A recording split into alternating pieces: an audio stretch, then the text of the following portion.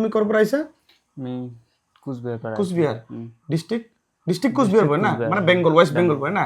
তা ভাইটি আহিছে মোৰ ঘৰত বেংগলৰ পৰা ধুবুৰীৰ বহুলপুৰ মানে আমাৰ অসমত আহিছে। মানে কিহৰ কাৰণে আহিছে মোৰ ঘৰত? ফেসবুক ঠিক করার কারণে।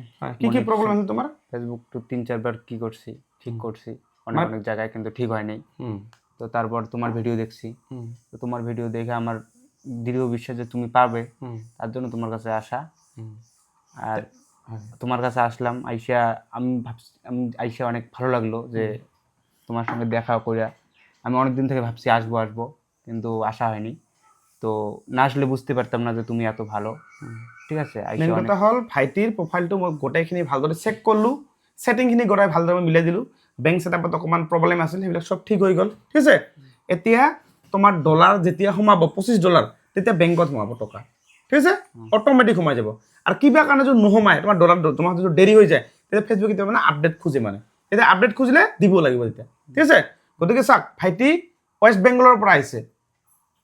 আপোনালোকে যদি আহিব বিচাৰে ধুবুৰী ডিষ্ট্ৰিক্টৰ বহুলপুৰ নাটপাৰাত মোৰ ঘৰ। আৰু বহুত দিনে ভাইটি মানে মোক মোৰ ভিডিঅ'ত বা মোৰ ফটোত মানে মেছেজ কৰিছিল, দাদা মই আপোনাৰ এদিন যাম, আপোনাৰ এড্ৰেছটো মোক দিব। তেতিয়া মই লিখি দিছিলোঁ এড্ৰেছটো, হয় না? সেইটো তুমি পাইছে না? তুমি হওক বা তোমাৰ মায়ে হওক দিছিল না?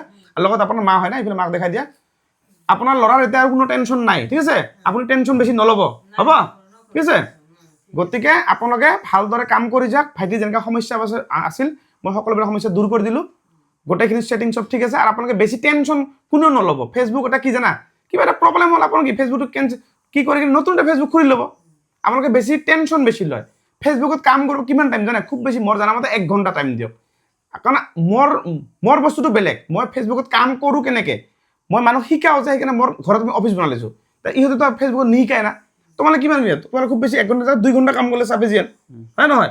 বা তুমি যদি প্ৰফেচনেল যদি নামি যোৱা ভালকৈ, তেতিয়া তুমি ফুল টাইম কাম কৰা, অসুবিধা নাই। নৰ্মেলি যিকোনো মানুহে বেছিভাগ ফেচবুক কাম কৰে 1 ঘণ্টা কাম কৰিব লাগে, তাৰ ওপৰত বেছি দৰকাৰ নাই। আপোনাৰ বেলেগ যিটো কাম আছে সেই কামটো কৰক। কাৰণ কি ইয়াতে ফেচবুকত আপুনি কাম কৰিলে যে লগে লগে আপোনাৰ প্ৰত্যেক পাৰ মান আপুনি 50,000 20,000 পাব এনেকুৱা নহয়তো।